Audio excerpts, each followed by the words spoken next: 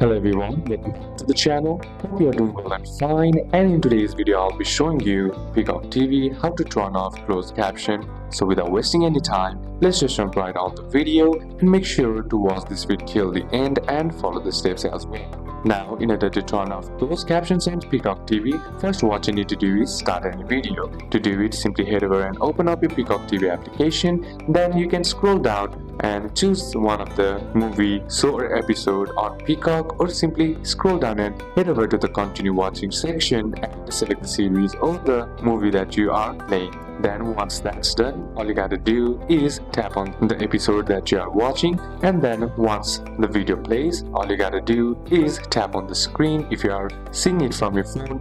Simply hover over the screen if you are using PC. It will usually look like CC or a small speech bubble to select audio and subtitles. Then simply tap on that, and once that's done, what you need to do in order to turn off is you'll see an option that is like English CC, Spanish CC and off. So now all you gotta do is select off, and once that's done, head over back and the caption will disappear immediately. So these are a couple of steps that you can apply, and that's it for today's video guys. Hope this video was useful to you. Leave a like if it did, comment down any questions that you have, and see you soon on the next one.